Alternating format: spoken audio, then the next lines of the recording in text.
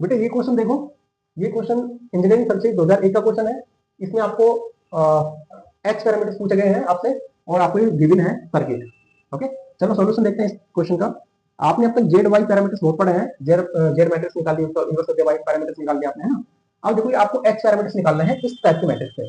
देखो मैं आपको उसी तरह से बताऊंगा जैसे आपने जेड पैरामीटर्स निकालना आपसे आता है, उसी तरह देखो बेटा। आप यहाँ से वापस से क्या करोगे, जेड पैरामीटर से निकाल लो V1 V2 I1 I2। इसमें तो अब आप बेटा साइंटिस्ट बन गए हैं ना। देखो V1 V2 ये पोर्ट 1 है, पोर्ट 2 है, इससे V1 I1 V2 I2 आपने लिखा। टोटल करंट जो इधर से निकलेगा 4 ओम से वो जाएगा I1 इधर से, I2 इधर से, ये हो जाएगा I1 प्लस I2। बात क्लियर है ना।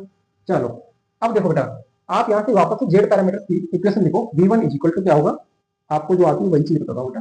4I1 प्लस 4, यहाँ से क्या आएगा बेटा, यहाँ से आएगा बेटा 4I1 plus 4 I1 plus I2।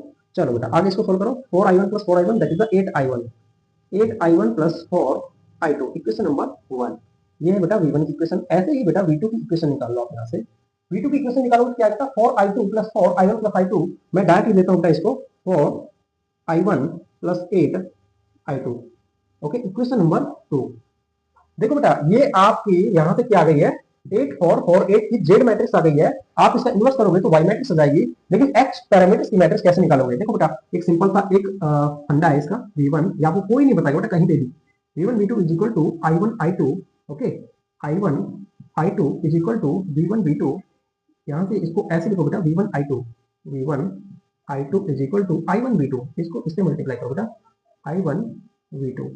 Okay, ये बेटा जेड पैरामीटर्स के लिए इक्वेशन बनेगी वाई के लिए और बेटा जी के लिए। ओके, इसका जी का भी आप ऐसे लिख दोगे, इसको यहाँ तो जो बेटा आपके पास किसकी बनेगी, अरे बेटा ये बनेगी आपकी एच पैरामीटर्स के लिए, जेड वाई एच।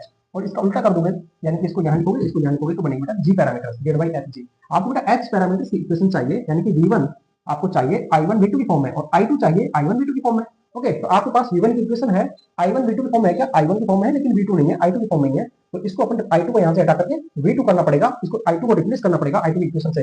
सेकंड देखो बेटा I2 इज इक्वल टू क्या है, I1 V2 की इक्वेशन, I1 V2 की फॉर्म में चाहिए, I1 V2 की फॉर्म आपको चाहिए बेटा I2, यानी कि I2 इज इक्वल टू क्या आएगा, I1 V2 की फॉर्म में। बिल्कुल इक्वेशन नंबर 2 से आपके पास I2 की इक्वेशन बन रही है। तो देखो बेटा from equation number 2, equation number 2 से क्या बनेगा, आप I2 निकाल लो, क्योंकि I2 यहाँ से चाहिए, V1 चाहिए और I2 चाहिए, तो आप I2 निकाल लो बेटा यहाँ से, यानी कि I2 इज इक्वल टू क्या हो जाएगा, -4। इसको बेटा इधर भेज दो, -4 I1 हो जाएगा, -4 बाई 8 I1, ये 8 बेटा इसके नीचे गया है ना, plus 1/8 into V2, equation number 3।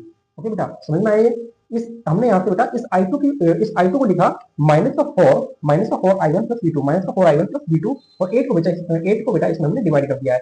Okay, बात क्लियर है ना। अब देखो बेटा आपको क्या चाहिए बेटा, I2 आपको मिल गया है I1 V2 की फॉर्म में, I1 V2 की फॉर्म में। अब आपको बेटा V1 चाहिए, ये V1 चाहिए किसकी फॉर्म में, I1 V2 की में। I1 है, I2 जो है बेटा यहाँ V2 आना चाहिए। अगर आप इस I2 को इससे रिप्लेस कर दोगे तो आपके पास V1 मिल जाएगा। देखो बेटा इक्वेशन नंबर 3 को आप इक्वेशन नंबर 1 में पुट कर दो।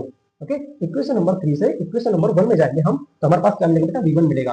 तो V1 इज इक्वल टू क्या मिलेगा, V1 is equal to 8I1 plus 4I2 plus 4I2। I2 क्या है बेटा, -4/8 I1 प्लस 1/8 V2। ओके, चलो बेटा 4 इंटू 4 क्या होता है, -16, माइनस के साथ है, तो यहाँ पे क्या हो जाएगा 8I1 माइनस का 2, व्हाट 4 इंटू 4 16, 16/8 क्या होता है बेटा 2, यानी कि माइनस का 2I1 plus 8I1 that is 6I1 plus 4/8 that is 1/2 V2। ये बेटा इक्वेशन नंबर 4। ओके, ये बेटा आपके पास V1। अब देखो बेटा V1 की इक्वेशन यह है I1 V2 की फॉर्म में, V1 की इक्वेशन I1 V2 की फॉर्म में आ गई है, और आपके पास I2 की इक्वेशन भी है बेटा, I2 की इक्वेशन I1 V2 की फॉर्म में है, I1 V2 की फॉर्म में है। कि यहाँ से इससे और इससे दोनों इक्वेशन हमारे पास आ गई है। यहाँ से देखो बेटा H11 क्या आएगा, H11 बेटा 6 होगा, ये 6 H11 है, क्योंकि V1 की इक्वेशन पहले लिखोगे। ये H12 है बेटा, H12 क्या आएगा बेटा 1/2 मींस बेटा 0.5।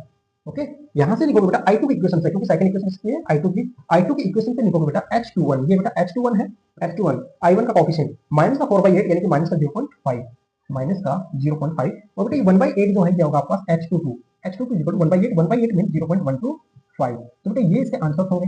ओके, देखो बेटा ऑप्शंस कौन सा मैच कर रहा है, 6 0.5 minus 0.5 6 0.5 minus 0.5, option B is the correct answer. Okay, तो बेटा क्वेश्चंस बड़े सिंपल आते हैं इंजीनियरिंग सर्विसेज एग्जाम में, आप भी प्रिपरेशन कीजिए।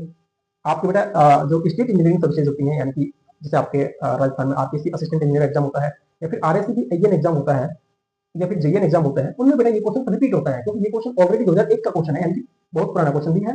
तो बेटा ये जो क्वेश्चन है पुराने क्वेश्चन इंजीनियरिंग सर्विसेज के, वो क्वेश्चन बेटा रिपीट होने के चांसेस पूरे पूरे होता है। ओके, ऐसे क्वेश्चन बेटा आपको आरपीएससी एएन में मिल जाएंगे, आप उसके पीवाईक्यू सॉल्व कीजिए। वैसे हम आपको पूरी जो आरपीएससी असिस्टेंट इंजीनियर 2018 और 2000 अभी 25 में जो एग्जाम हुआ है 2024 वाला एग्जाम, इसके पूरे पूरे सॉल्यूशंस हम आपको अपने यूट्यूब चैनल पे प्रोवाइड करा देंगे विद सॉल्यूशंस। ओके, तो बेटा आपको किसी भी चीज से डरने की जरूरत नहीं है, अच्छे से सॉल्व कीजिए क्वेश्चंस और खुश रहिए, अच्छे से पढ़ते रहिए। Best of luck.